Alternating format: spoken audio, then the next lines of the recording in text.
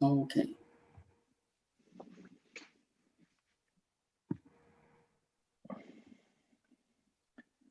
All good?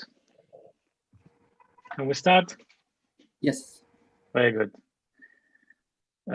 Good afternoon, and thank you all for being with us today. My name is Jorge Valero, and I'm responsible for the Economy and Jobs section at Euractiv, and I'm also the correspondent of the Spanish national daily El Economista.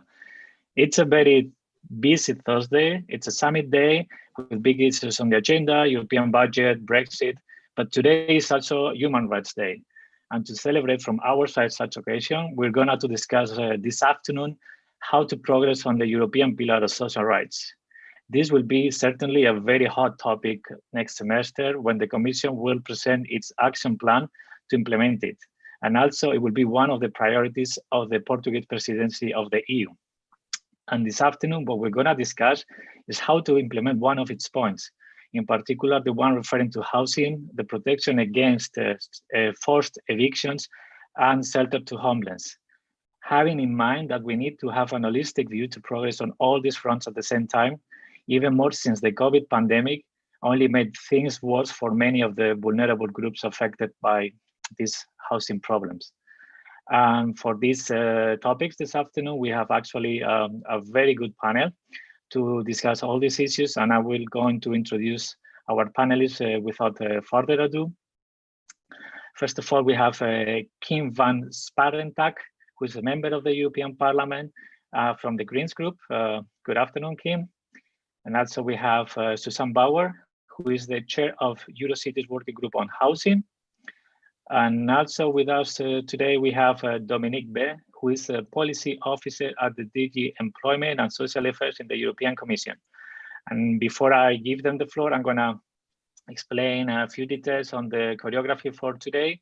I will give 5 minutes now to our speakers, and I will remind them actually when they reach the time limit.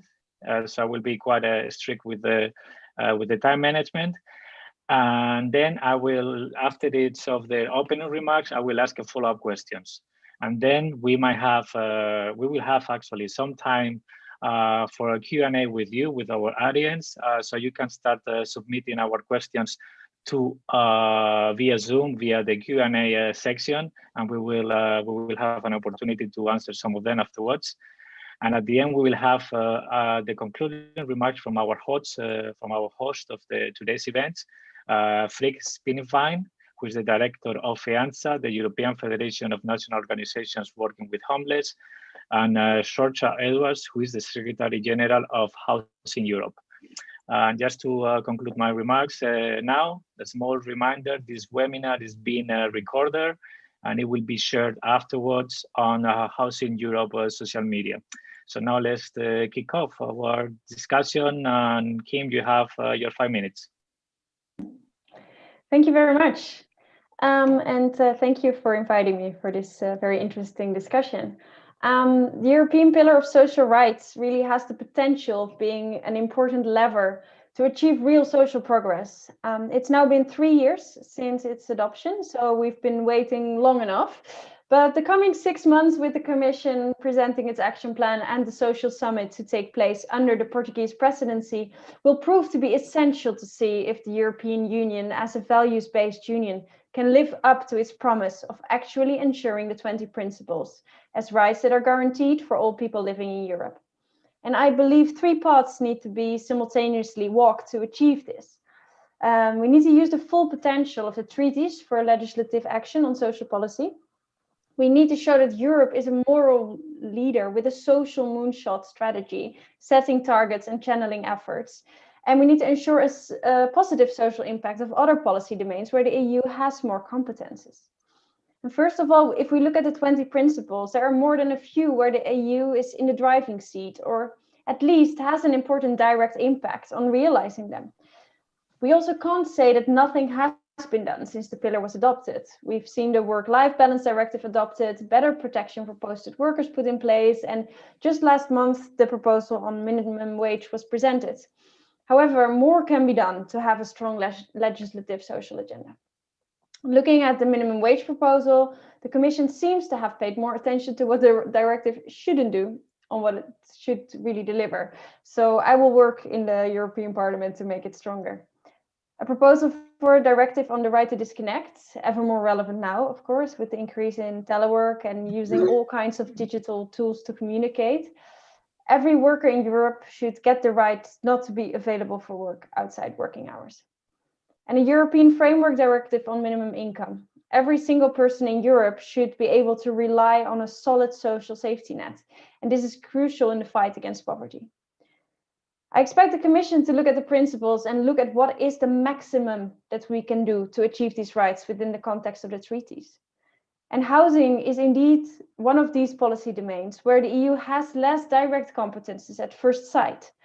But let us not forget that the right to housing is an integral part of the European Social Charter, and therefore the member states and the EU have an obligation to ensure access to decent and affordable housing for all. And as rapporteur of the Parliament's report that was just adopted in the Ample Committee, I have looked into how this can be achieved. And this brings me to the second path that has to be walked to a full realization of the pillar. One of the results of the housing crisis is the rapid rise we've seen in homelessness in Europe in the last decade. And we need to implement housing first and have an integrated approach to the problem embedded in a wider fight against poverty.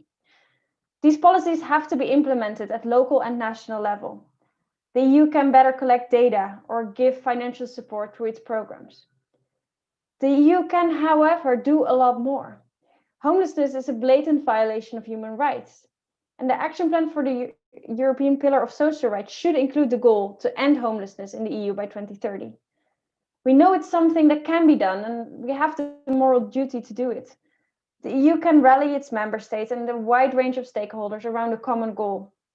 The idea of the platform on homelessness launched by Commissioner Schmid is a good proposal, but what it needs is ambition. The Social Summit in Porto will be so important for the EU to set ambitious goals, to propose a social moonshot strategy. And this is the second path that must be walked. The third and final path would entail looking at the social impact of EU policies as a whole.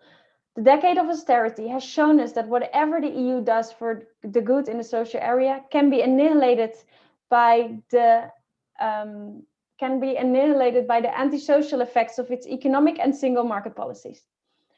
Under the European semester, France received the recommendations from the Commission not to let minimum wages rise too fast. The public sector in Greece and Spain underwent heavy cuts, and in the field of housing, member states were encouraged to develop the private housing market. The Netherlands repeatedly received the recommendation to slim down its social housing sector. And we also see that state aid rules and internal market rules, such as the Services Directive, have a huge impact on the housing market. So to realize the pillar's principles on housing, as well as the other principles, we should look at how EU policies might be hindering the realization right now and how we could turn this around, looking how they could contribute. This is where the social pillar needs to put its foot besides the market pillar. Housing, but also the care sector, can't be seen as just another market to make profits. And prioritizing social rights also means adapting how we look at economic and internal market policies of the Union. Thank you.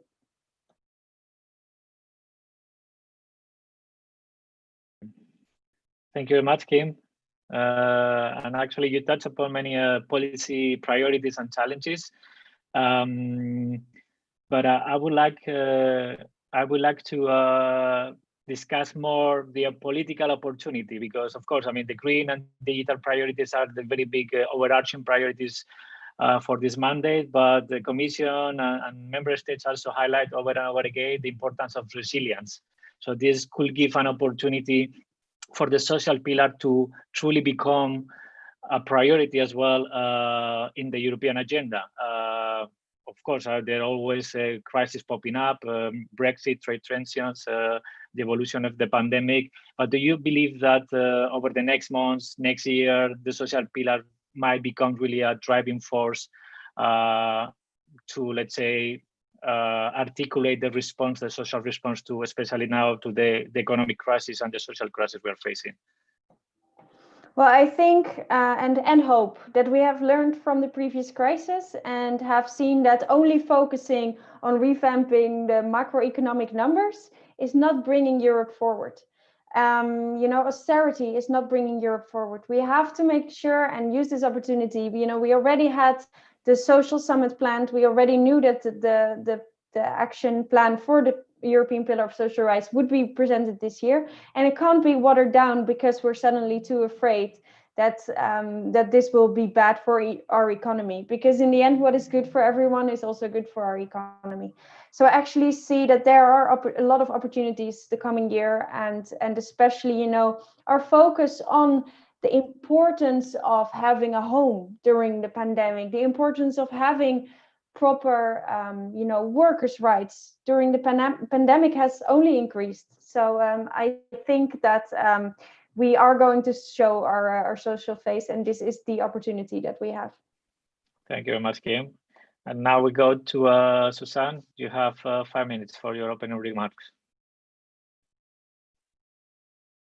I hope you can hear us.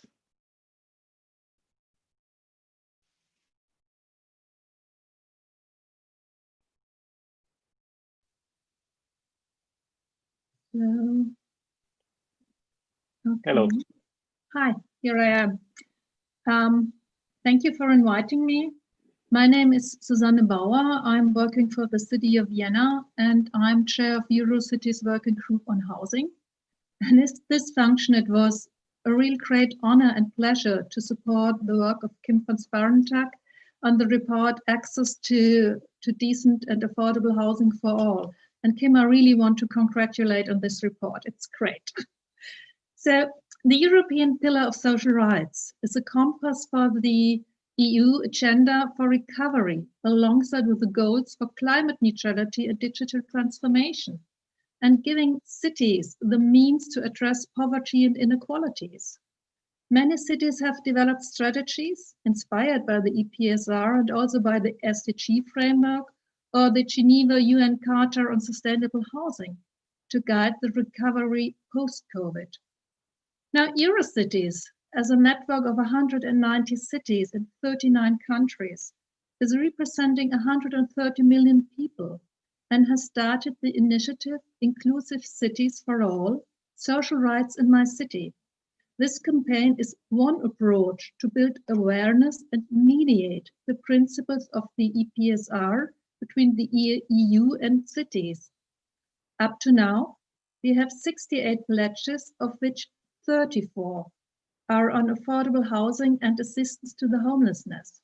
Actually, this is not surprising at all, because for years before the crisis, the situation in the housing markets had already become extremely acute. Gentrification, short-term lettings for tourists, and financialization have, combined with the consequences of the global financial and economic crisis, led to a situation where not only the most disadvantaged sections of the population, but now also middle-income earners, have long since been unable to afford to live where their jobs are. Even before the COVID crisis, we had an investment gap in social housing of about 57 billion per year. Now, while cities have strong recognition for their role in implementing the EPSR at local level, their role in developing social policies has still to be recognized at EU level. To implement the EPSR, strong investment in social infrastructure and social services at local level is needed. This means too that cities should be directly involved in policy making linked to the EPSR. A stronger social Europe can only be achieved by meaningful and wider participation of cities in the making of EU social policies. So let me give you some examples. This could be done through engaging in a regular and direct dialogue with city leaders, or giving cities a clear role in the European semester, similar to the role given to social partners and to civil society. And cities should be consulted on the national recovery plans as part of the European semester. And this actually brings me to the next question. The renovation wave is an important part of the green transition that can bring together improvement with affordability. As more efficient heating systems or better insulating systems can keep energy use low and affordable to cut greenhouse gases. However, incentives to deeper renovation and adequate and well-targeted funding are needed. Especially segregation after renovation and a probable rent increase should be prevented to achieve a fairer future when no one is left behind, so that the renovation wave will become the core of the Green Deal's transition to a fairer society. As Eurocities had been an active partner in the EU Partnership on Housing, we want to point out that for many cities and regions, long-term investment in infrastructure are primarily a financial challenge, especially in the light of the post-global financial and more currently the COVID crisis. It is a prerequisite for affordable housing and social infrastructure to reduce European fiscal policy barriers, so to facilitate cities' long-term investment. Also, the Growth and Stability Pact should be more flexible and enable social investment in affordable housing. At the same time, the country-specific recommendations in the frame of the European semester have the potential to better reflect the variation in affordable housing provision among the EU member states. And actually, there's a clear need to refine the house price index indicator and to set the reference threshold for the housing cost overburden rate at no higher than 25% of the disposal income of a household. And we also call to remove the narrow definition of the target group for social housing provided in the European decision on state aid rule for service of general economic interest. 5 minutes, Susanne. Sorry? 5 minutes, you should start to wrap up. Yeah, I'm almost, yes. Okay. So to allow national, regional and local authorities to support housing for all groups whose needs for decent and affordable housing cannot be met with market conditions. And an EU framework to support local and national strategies to fight homelessness should be set up. Thank you. Thank you very much, Susanne. And actually, I wanted to ask you about something that you mentioned that it might be very relevant, the building renovation opportunity. What is your experience at city level, and of course from Eurocities? Are cities, city halls properly consulted and involved in the process with member states in the context of the recovery plans? I mean, there is a long way to go there. What would be your recommendations to precisely channel recovery funds to social housing, to the priorities of the social pillar on this issue? Well, right now we've got the situation that the member states has to deliver the recovery plans, I think up to April next year, 2021. So actually it's once again up to the member states if they properly consult their cities or not. We call upon the member states really to involve cities, because this is the local level where people know what has to be done. To bring in the numbers, the rate of renovations, we have to work on a real high scale to achieve our climate goals. And this has to be supported also by financial means. So I really call to include cities. Mm-hmm. Very good. Thank you very much, Susanne. We'll continue afterwards the debate for sure. Now I will give the floor to Dominique. I hope you can hear us. Yes, thank you. So my Good name afternoon. Good afternoon. So my name is Dominique B. I work in DG Employment in the section dealing with social affairs. And first, I would like to thank Housing Europe for inviting the Commission to participate in this panel on a topic which is clearly getting more and more attention and focus. So I would, as so much has been said by Kim and Susanne already, that I would focus on a few ideas, and I will take less than 5 minutes. So what I would like to confirm is, of course, the Commission also recognizes that homelessness is the worst case of social exclusion and poverty. In a way, it's not compatible with the way of living in Europe as we conceive it, and it does not reflect the values of Europe. So it's clearly something that needs to be addressed. And a few days ago, Commissioner Schmidt said that it cannot just be taken as that's life, it happens. It's something that needs to be addressed and solved. We cannot just accept that some people are like this. And so that's clearly confirms the validity of Principle 19 of the social pillar, which comes at the end of the 20 principles, but it's the one which has the strongest meaning in a way that for people who are in the situation of homelessness, it's a matter of life or death. It's the most critical principle. Now, when we look at homelessness, we need to look at two sides. There is the cure, how to help people who are already homeless and how to help them to get out of homelessness and become part of society again. But we should not forget that there is also the other side, which is the prevention. People should not become homeless. We should not wait until they become homeless when to take care of them.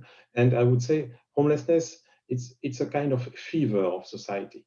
So it means that when you have fever, often there is something else below. So you can take some medication to cure your fever, but you still need to go deeper, because otherwise the fever will come back in a few days or a few weeks or a few months. And for homelessness, we should also not just looking at helping people who are in homelessness, getting them in shelters or housing first, but also look back or beyond, why did they become homeless? So it's a complex, as you said, we need a holistic approach to address homelessness, and we need long-term and sustainable solutions to this. It cannot just be like, no, we saw very nice initiatives during the COVID crisis because people are more sensitive to the misery of others, but it doesn't mean that when COVID will vanish, hopefully, that homelessness will no longer be such a critical issue. So to say where we stand, the responsibility and the way to address and to help homeless people is in the hands of member states, regional authorities, local authorities. It's clear that it happens on the ground.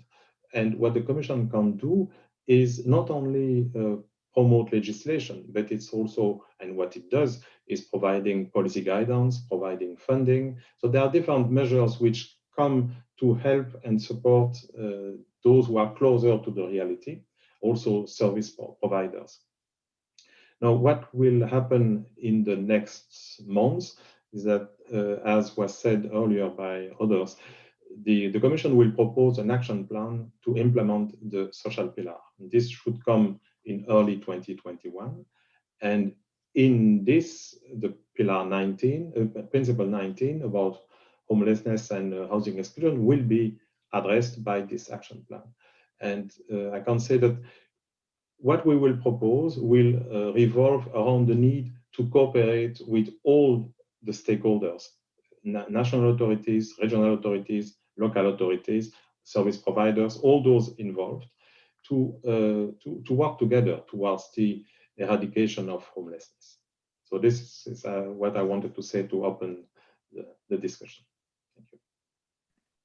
Thank you very much, Dominic. Before I ask you a question, I just want to tell our attendees, our audience, that maybe it might be better if they submit their questions via the Zoom chat, because I think that we are having some problems with the Q&A section on Zoom. So they can submit their questions via the chat option, and afterwards we will read the questions.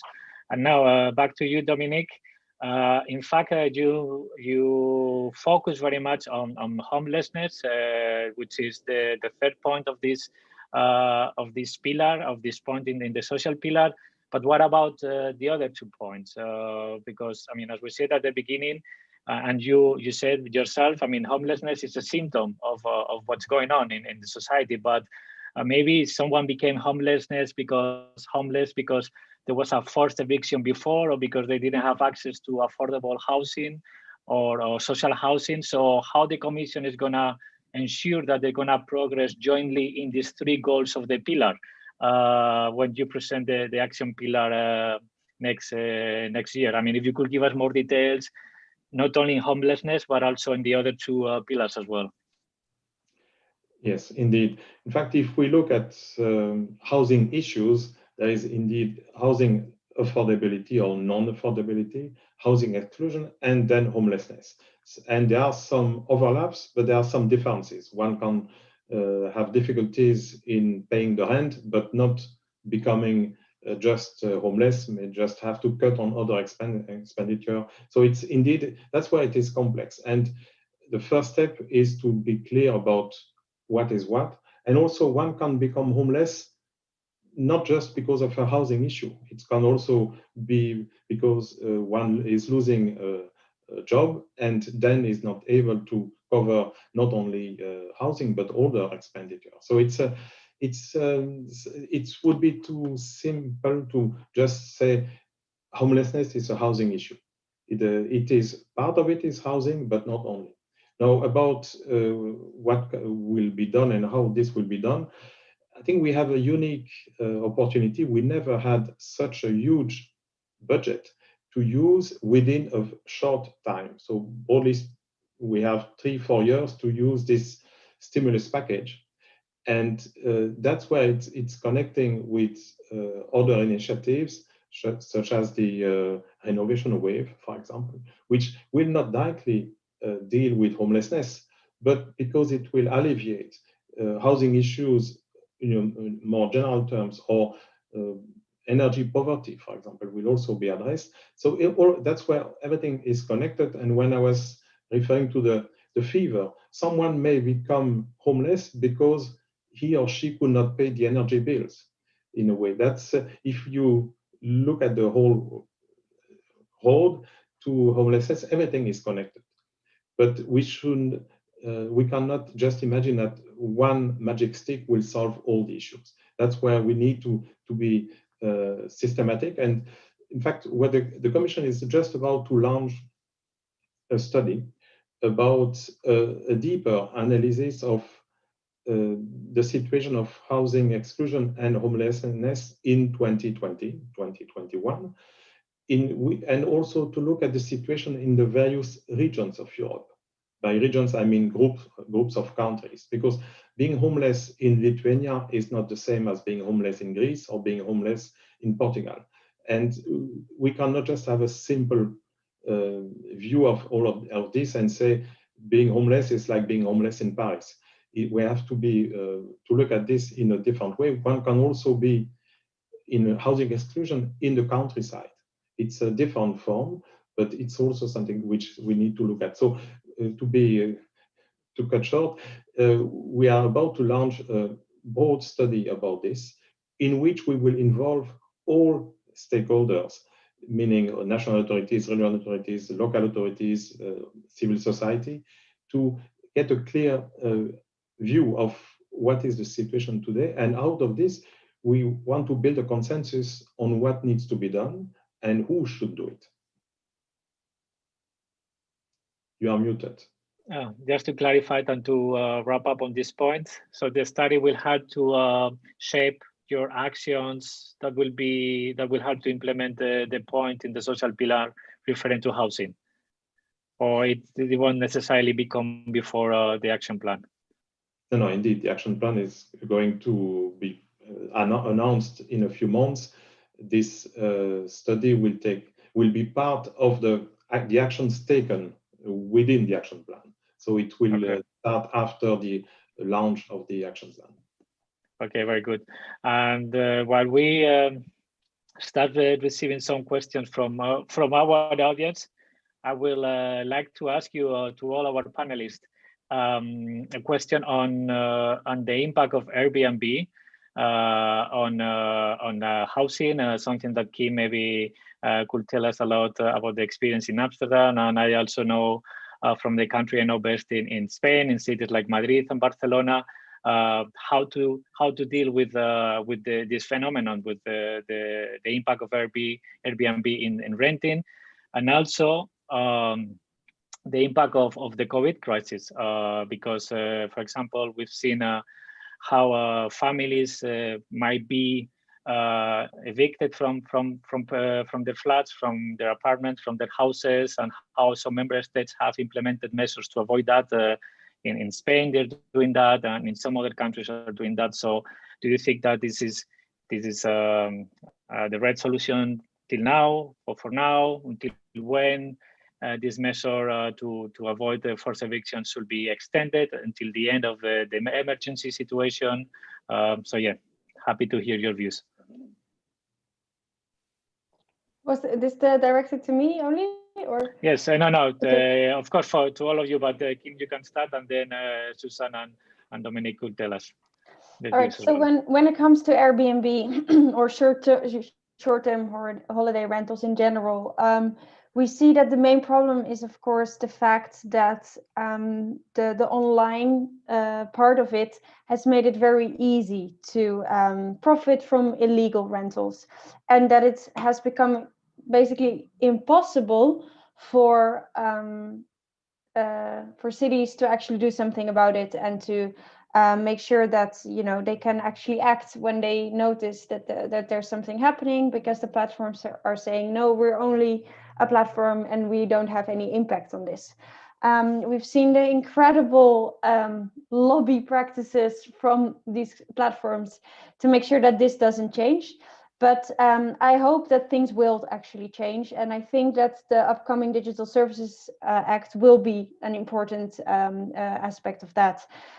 Because we can't just say that a platform is just a platform when we see that it has this detrimental effects on the housing market, but also cities. So this is one of the aspects that we really are focusing on also in the work on in the European Parliament, and that this battle hasn't been won yet, but I think that the moment is there to really take action. We have let this slip for way too long. And then when it comes to forced evictions and stopping them, especially during COVID, I think in general we shouldn't evict people from their homes, because housing is a fundamental right. Housing is a human right. So I think in general, I mean, I'm not the person who says we have to keep all the COVID measures that have been put in place. We have to keep them, but I think that we have to rethink the way that we look at housing and the rights that people have. We see that renters, but also people with mortgages, but specifically also rental rights have really been diminishing over the past decades. We had great progress at some point, and now the rights are diminishing again. So I think it's very important that we rethink these rights, that we make long-term contracts the standard again, and that we really make sure that people can feel safe about the place where they live and are not afraid to lose their home.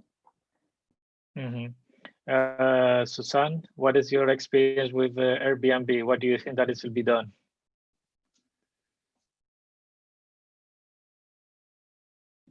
You're mute.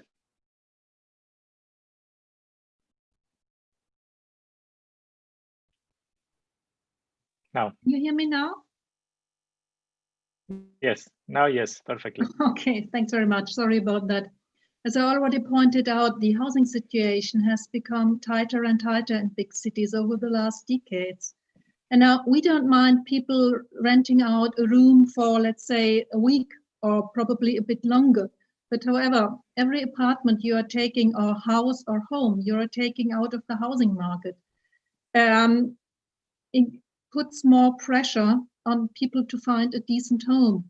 So I see it as a chance that the Digital Act should be worked on, because for us as cities, it's really important to have further data and to find out what's happening on the market and what could we do.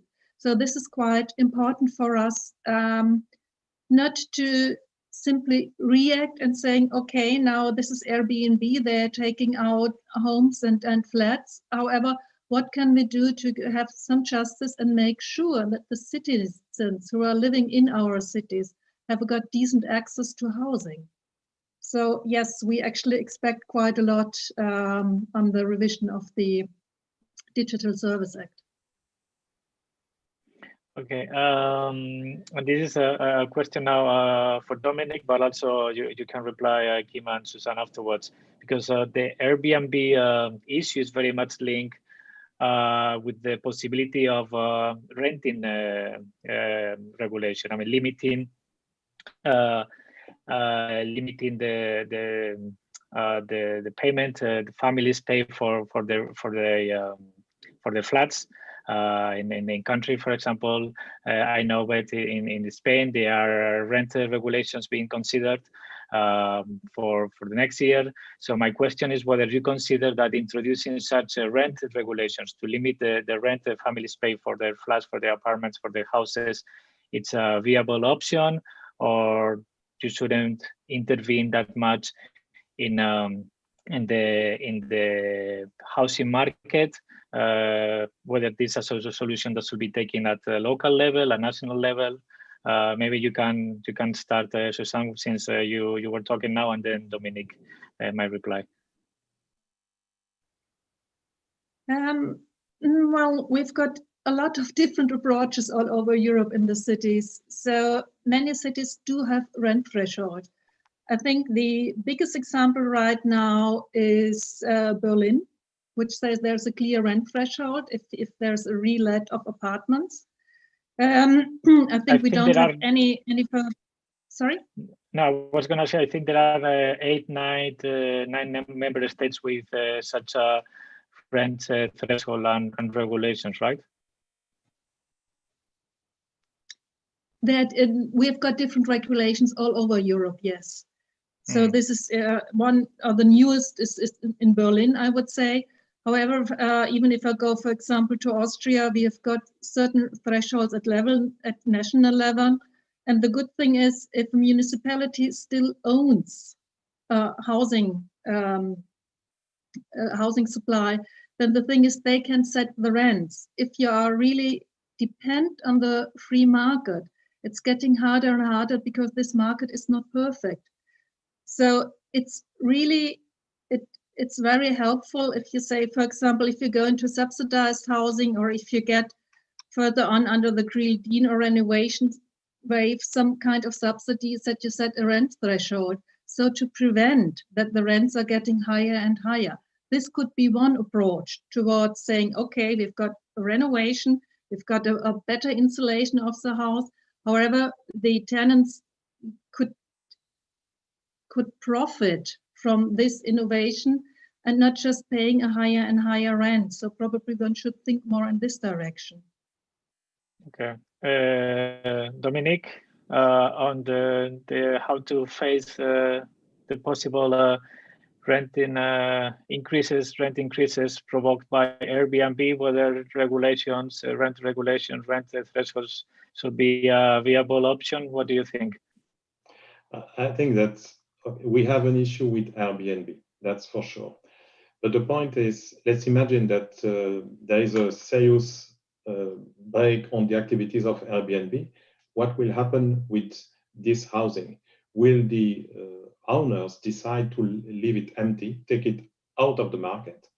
So that would not help. It would be kind of Pyrrhus victory that Airbnb is out, but then people say, in that case, I do not rent. So that's where we need to take the first measures, but then we need to go to the next step, like supporting rental agencies, social rental agencies that will give the trust to the owners to rent to people who are more vulnerable, people who have less means, who are excluded from the housing market today. So it's not just one measure. Again, it's holistic. One needs to take several measures that will work together.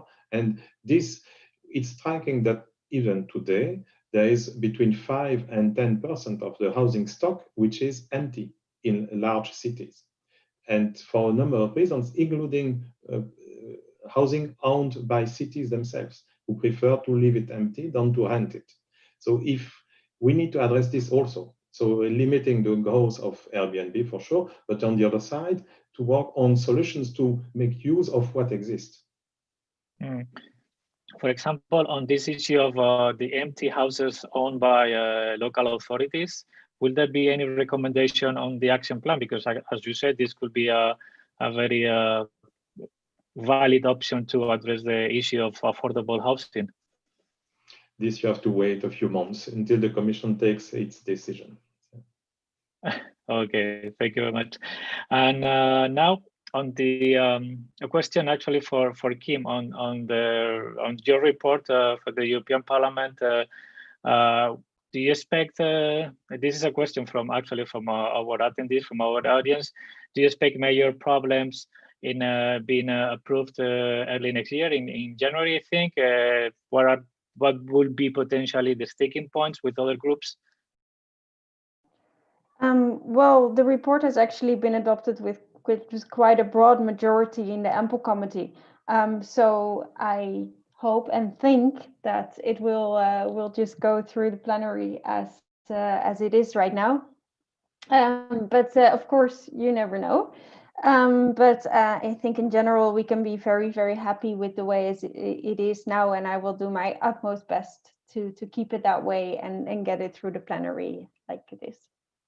Okay, and what are the key messages that you think that your report gives in terms of affordable housing, especially in the context that we're talking about of the post-pandemic response and the priority that the Portuguese presidency wants to give to social Europe and to the social pillar?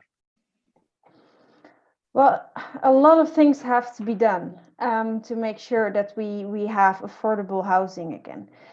But I think, first of all, having this different approach from seeing housing, as just a market aspect or seeing housing as the human right, fundamental right that it is, I think is actually the main message that the report is going to send. Next to that, of course, one important aspect of the recovery funds will be investments. And on the one hand, we ask for more investments in public, social, and affordable housing.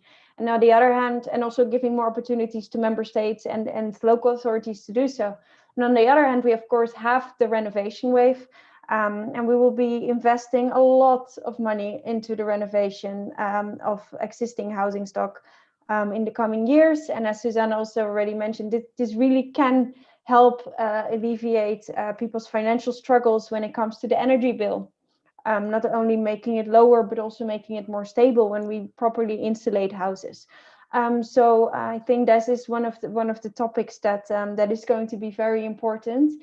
And we have a pretty good call, I think, in our report to prioritize housing renovation, to achieve a 3% deep renovation, and because it can also create a lot of jobs.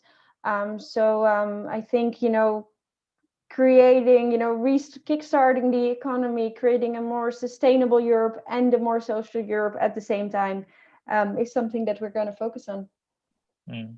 And it's still a question for you, Kim. Of course, the Parliament and the member states are still negotiating the details of the recovery and resilience facility. We have all these details and specific allocations for the digital priority, for the sustainable, for the green priorities. And if I'm not wrong, I think some groups, the Greens or the left, wanted to introduce even also a target for social investment. I think it was discussed at some point. So how could member states or even the Parliament ensure that some money, of these funds, recovery funds, will be allocated to social priorities, either under the green envelope or even under the digital envelope? And we have to make sure that there's the opportunity to do so, that we don't, because one part, of course, is the investment and, how much will be prioritized in these investments. On the other hand, is what are the requirements put towards receiving these funds and, having to follow recommendations from the European Commission. Like when we look at the Dutch situation, where the European Commission asks us to make our social housing sector smaller because apparently that's better for the macroeconomic numbers. This is something we don't want. So I think on the one hand, we have to make sure that, we really give the space for member states to invest in a more social Europe and a more social society, in social housing, etc.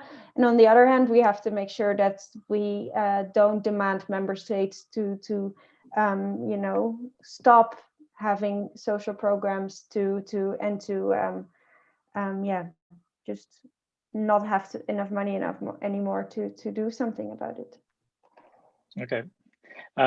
Suzanne, since we were talking about financial resources, what is your experience from at city level, and of course from Euro cities? Do city halls, local authorities have enough resources to, for example, to progress on affordable housing, building social housing? Is the EU funds, current EU funds, structural funds supporting this priority, or there are hopes that maybe the recovery fund and the next MFF will reinforce this effort?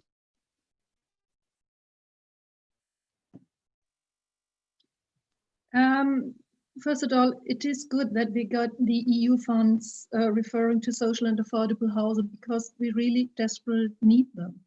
So yes, there are real big hopes towards the European Green Deal, and especially to the renovation wave, that we get further means to improve the renovation quota all over Europe. I cross-checked with some of our member cities. Most of them are happy if they reach 1%. And this definitely is not enough towards the Green Deal and climate neutrality. So, and cities want to renovate. It's also about the quality of living for the citizens, for the inhabitants of the housing. And therefore we need more money. And I would say, or already pointed out, that we need, I would say, a better or more city-friendly framework. Because the thing is, we all know about the Maastricht criteria and the thresholds with the criteria. So one should think a little bit, what can we do to enable social investment?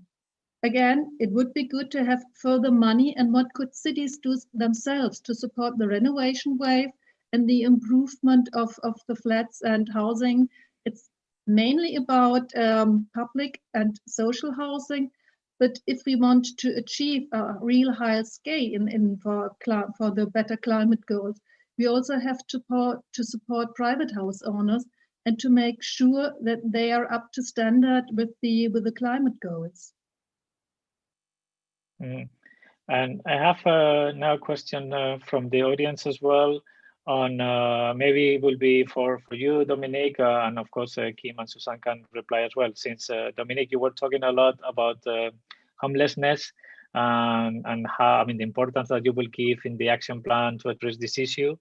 The question it's around the data on homelessness and whether we have reliable data on the challenge, and how to improve. What would be the recommendations to improve reliable data on homelessness? Because of course, if we don't have a clear picture on this issue, it will be difficult to tackle it. Maybe Dominique, you can start. Yes, indeed. So the first part is that we do not know how many people are homeless in Europe. We rely on some surveys done by some service providers using various criteria. So we do not have a clear idea.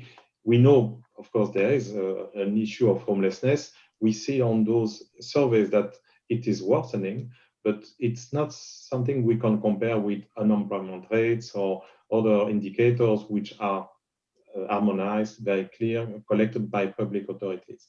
So now to advance on this, first we need to have a consensus between countries on what is homelessness.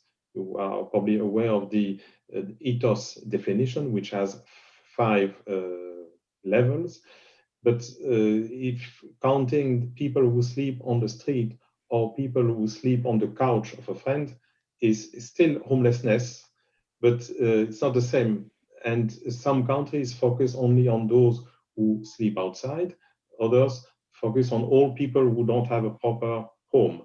So it's clear that we would need this.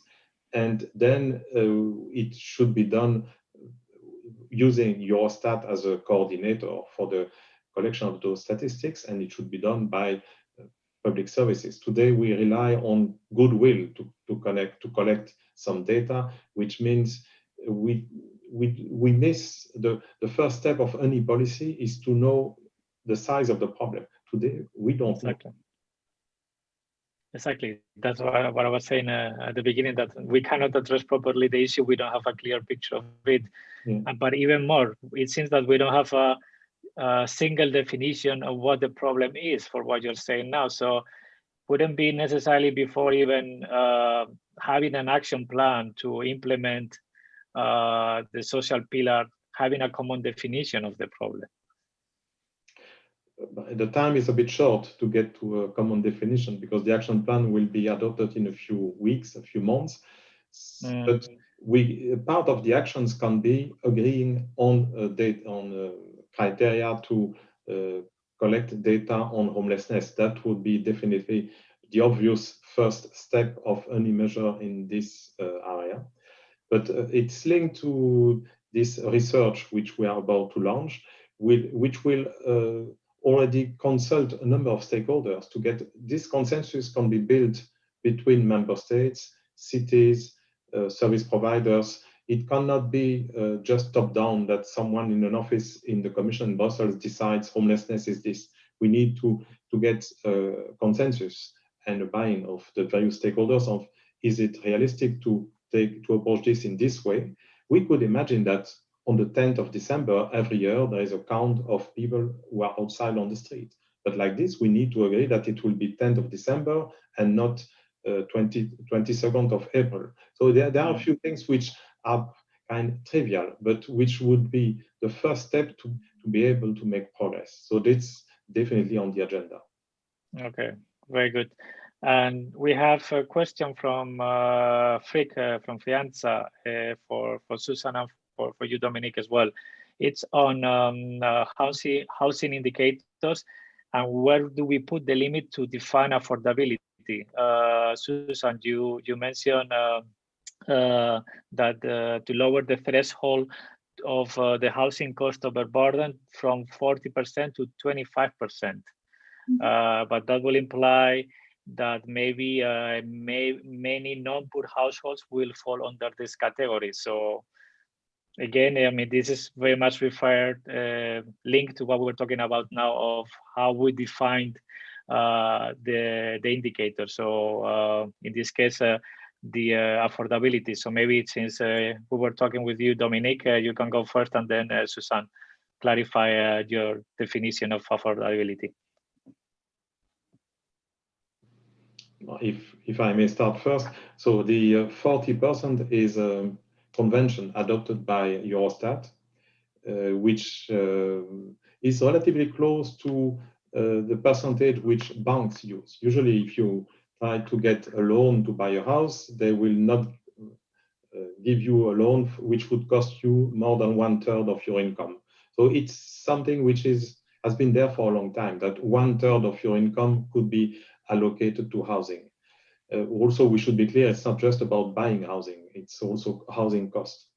But it's in itself, or it's a convention, because you could also say that 40% of someone who earns 1,000 euros per month, or 40% of someone who earns 10,000 euros, it's not the same. One can still live even if you are paying 4,000 euros, but you still have 6,000.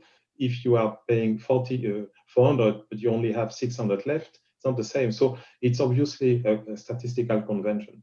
And so we could consider another figure, but at least we had something stable over the years, which allows to monitor the evolution of affordability. If we today change the figure to 25, then we lose all the statistics of the past because we did not collect statistics about the level of 25.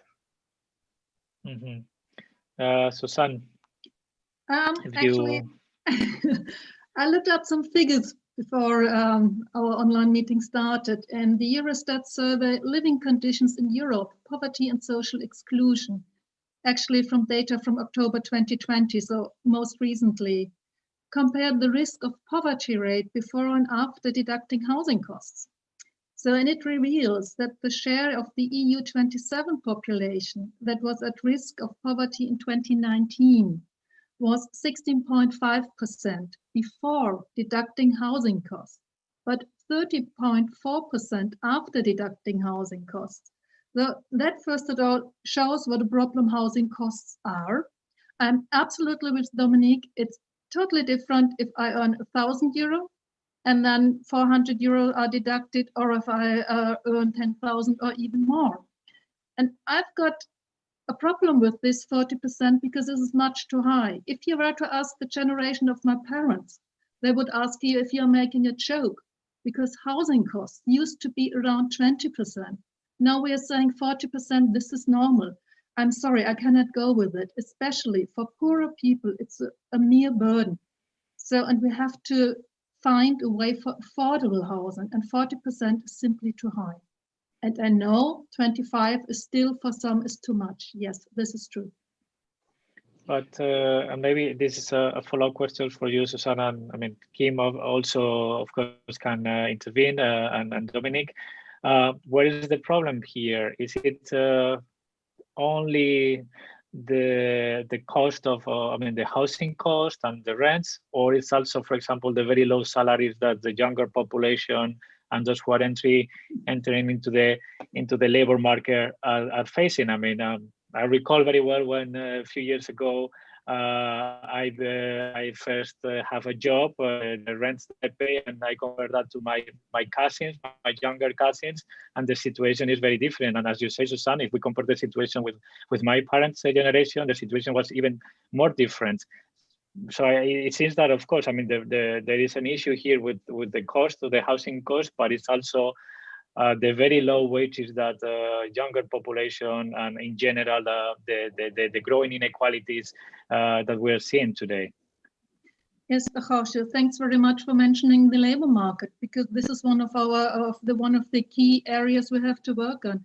If people were paid decent wages, if people had access to work decently paid, then they could pay decent rents. However, we are in the middle of a crisis. We've got the COVID crisis. We've got people on short term, and we will experience, unfortunately, a wave of unemployment due to this crisis, which we have to overcome. And the EU is doing really a lot to overcome them. So yes, it reminds me a bit when I was a pupil and had to learn if clauses.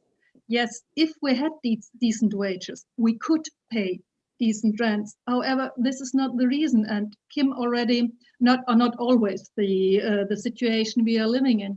And Kim already mentioned what about the Convention on Minimum Wage, which minimum wage is very, very important. However, it will not prevent poverty in old age, and it's just the minimum.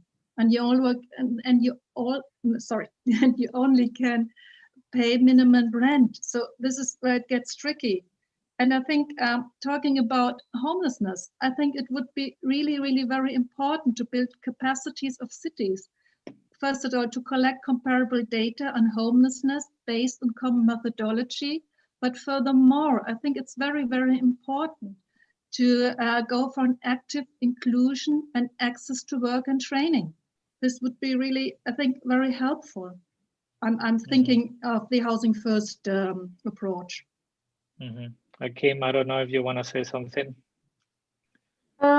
Yes, so first of all, on what you said about the definition on homelessness, I think, in the report, the ample report, that we have a clear call for a framework definition, and also to make sure that we collaborate better, to have better data, because better data is important. But to suggest that we have to wait before we have a proper definition, I think is really not the way to go, because, I'm not that kind of MEP that has the party trick of, knowing all the treaties and exactly which year everything was possible. But I know that we have already, for many, many years, many more possibilities to improve the quality of life of our European citizens on the social way.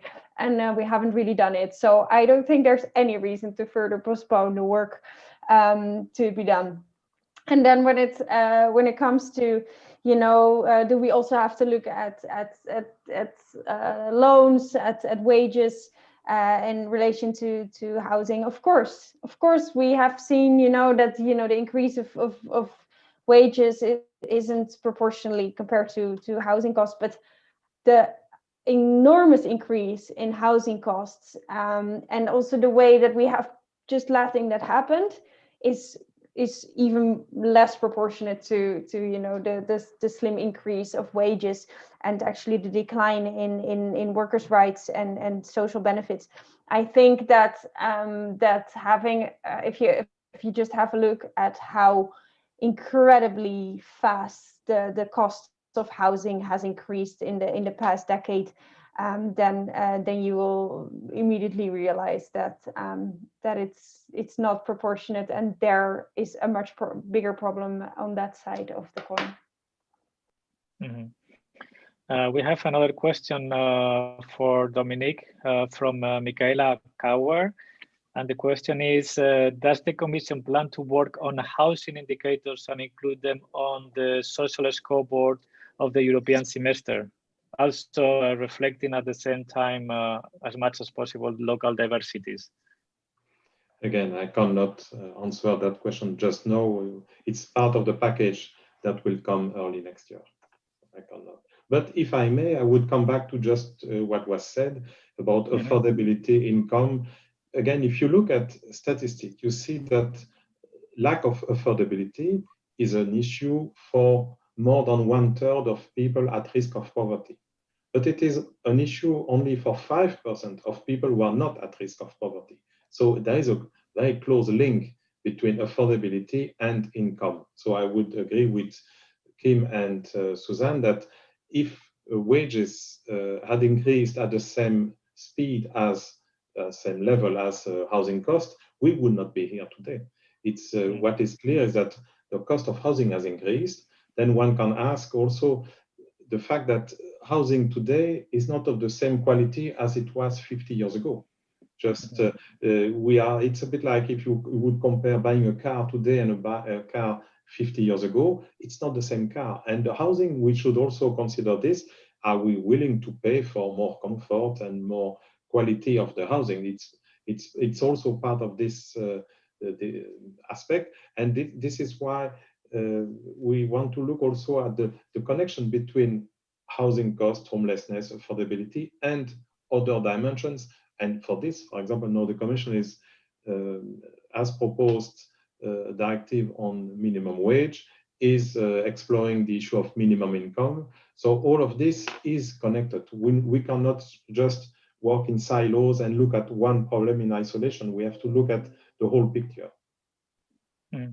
Yes, in fact, I think the European Trade Union Confederation today published a report that concluded that the number of in-work poverty has increased over the past decade. So now there are more in-work poverty than 10 years ago. So I mean, it's quite shocking that at the height of the financial crisis, the in-work poverty was lower than it's today. I mean, today in 2019, just before the COVID crisis. So I mean, it's I was surprised actually to hear that, to read that. And we're going to start wrapping up our discussion. We still have a few minutes, but we're gonna hear the concluding remarks from Frick and from Sorcha, who are gonna wrap up the discussion. So first, Frick, I will give you a floor, and Sorcha. So, but just from my side, I will thank the panelists for the discussion. Good luck to Kim for the report next year, and for sure we will continue with this debate in the next months. So now, Frick, I will give you the floor for your concluding remarks, and then Sorcha. Thank you, Jorge. Do you hear me? Perfectly. Okay, perfect. I will not try to summarize the debate, obviously, and I would like to concur with you, congratulating Kim van Sparentak for the excellent report, and I hope it gets as big a majority in the plenary as it got in the committee, in the employment committee. But let me focus again on the European Pillar of Social Rights, because that was where we started. And I think it should not be underestimated that when the European Pillar of Social Rights was launched and formally or solemnly endorsed by the Council, the Parliament, and the European Commission, we should not underestimate the importance of having homelessness inside this document. This document, and we couldn't predict that, but has become the framework for future social policy in the European Union area. And having homelessness mentioned in one of the 20 principles is absolutely great. And that in combination with the personal commitment of the current commissioner responsible for social rights and employment, Nicola Schmid, on the issue of homelessness is a fantastic combination. That is the framework, and that is the responsible commissioner who wants to do something about it. So that's the first thing I want to say. The other thing is the support of the European Parliament on the issue of homelessness. And sorry to speak about homelessness and not about a wider housing issue, but homelessness is a topic we work on in FEANTSA. But the mobilization of the support and mobilization on homelessness in the European Parliament is unprecedented. I work now 20 years in FEANTSA and I've never seen such mobilization. Since the summer, I think in every plenary of the European Parliament, there was a report voted that included important asks to the EU in relation to homelessness. And the report of Kim still has to come. So you can imagine how the mobilization is. A couple of weeks ago, the European Parliament voted a resolution calling for some kind of an EU strategy on homelessness. That report was voted with 95% of all MEPs, 95. I think it's really exceptional to have the European Parliament voting with such a large majority, asking for more action of the EU in social policy. I think that should not be forgotten. It means that there is a political consensus around the urgency on homelessness. And that provides a fantastic mandate for the European Commission to actually be ambitious. And the last thing I want to say is the member states, because you need to have the member states on board as well. Well, I can inform you, it's probably not a surprise, we have the member states on board. During the Finnish presidency, the EPSCO Council asked the European Commission to develop further its work on homelessness. And the program of the Portuguese presidency that will happen first half of next year has made the fight against homelessness a social policy priority, and they hope to get sufficient support from the member states, and I think they will get it. All that I'm saying because very soon the European Commission will launch this EU collaboration platform on homelessness. I think there is all reasons to be ambitious, to make it really effective, to make it valuable for the member states. And I think the European Commission can count on the strong support of my organization, FEANTSA. And I don't want to speak for SORCA, but I'm sure that also Housing Europe will offer its support to make it a success. Thank you. Thank you very much, Freek and Sorcha.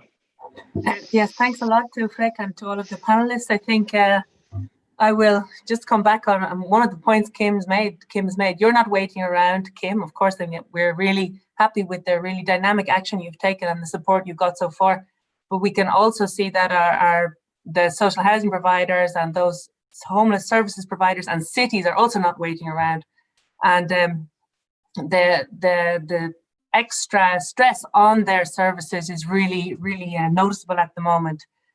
We have seen how this pandemic has really taken a toll, and we will see. And I think the figures are not even clear yet. But with the economic hit that households are going to take as a result of this pandemic, the last figures we've seen at European level are that 8.1% of households has been unable to pay their rent or mortgage in the next 3 months, and 20% of unemployed people fear losing their home. So, of course, I really echo your spirit there. There is no time to wait around. This is an urgent question, and it has been building. So this housing crisis has been building up over the last years, but this pandemic has really brought it to everyone's attention. But we have also seen how, with the right political will, how real action can be taken. We've seen that, and we hope that spirit is continuing on now, that we really see a change in direction when it comes to housing, exclusion, to homelessness, and obviously for the need for more social and affordable housing. And I think that's really the core of what Housing Europe obviously is working for, to really make sure that the work of those members is valued.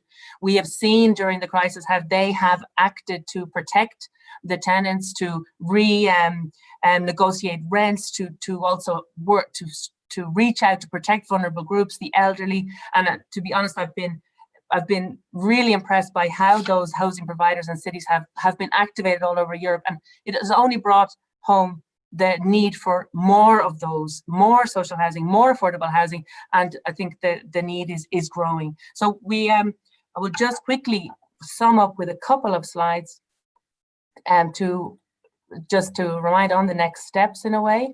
And here we are. Hopefully that is working. Is that working? Yes. Yes. Yes, I think this point has come up very clearly today. And I think, Dominique, you've also made it very clear the need to really articulate the 3 points in Principle 19. So we can't take out any of those points and treat them alone. We have to look at the bigger picture. So as I said, the access to social housing and housing assistance is the point A in Principle 19. And obviously, the building up of the support and supply of affordable housing to meet housing needs, and to take into account that those needs are different in different regions and in different markets, and they are changing. And we need to have the right framework at European level to allow local authorities to adapt their strategies and their intervention in markets to adapt their housing markets to meet those changing needs. And this is crucial, and it's not necessarily always the case. Obviously, we've talked also about the issues around the forced eviction, and I think the need to look at tenants' rights, and this came also rightly brought up in her report, and this is obviously coming to the fore at the moment with that percentage, 20% of unemployed people fearing eviction. So this is something we also cannot, member states cannot be allowed to delay on. And then, of course, the issue of long-term solutions combined with adequate support is essential. So for point C, so to adequate shelter and services provided to the homeless in order to promote their social inclusion. And as Dominic said, I think it was an insightful point, this like a fever. So homeless is like a fever. So we have to look at this as a symptom, and we have to also look at the drivers of this rise in homelessness and how those different drivers have to be addressed. And just quickly how we can try to link up, I mean, the idea is to link up those 3 core points within the principle. But of course, we've heard today quite a few points on how we can do that when it comes to the EU level. And I think Susanna, you've given the city's perspective on that very clearly. Obviously, a role as that is better funding. And you have mentioned, obviously, we've seen that we have the recovery plans, but this is very much in the court of member states. So we have the work, there's a lot of work to do to make sure that funding reaches those people that need it, and that reaches in also those social housing projects and social housing renovation projects that need it. And there's a lot of work to be done on that. Obviously, the other key point is better regulation, and this is the do no harm principle. And this has also been addressed by Kim and by Susanna. So this is in a way for the Commission to take the pillar and use it as a mirror against its own its own self. So to take a look, are there other legal obstacles coming from what Kim referred to as the market pillar? Are they getting in the way of actually achieving the goals of the social pillar? So this do no harm principle is really, really crucial. And it has to be really the guide for the Commission going forward on the social pillar. And this is the last point we talked. It came up a bit today in the questions. Better knowledge, get the right indicators. So obviously not to hang around working out definitions that we will never agree on, but better knowledge is key, and make sure we're measuring the right thing. So obviously not as Dominique said, not only the house prices, but also the overburden rate and the ticking time bomb of affordability, as well as tracking accurately the number of homelessness. And then just to finish off on a couple of there's going to be a lot to keep us busy in the housing and homelessness sphere next year, but just the report that our colleagues are working on here in the Observatory, the State of Housing report, they'll be working on that from now through to May, fully in time for the Social Summit. Obviously, we'll be looking out for the action plan that you've talked about today, Dominic, coming out in March.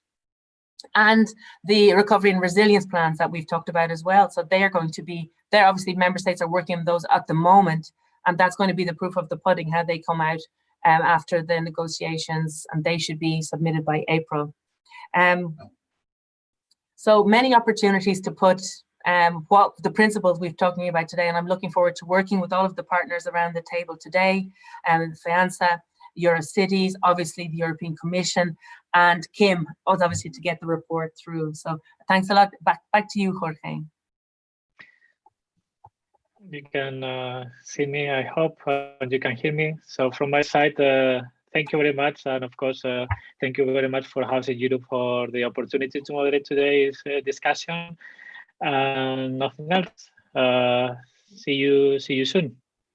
Thanks a lot. Thank you. Bye-bye. Bye-bye. Thanks a lot.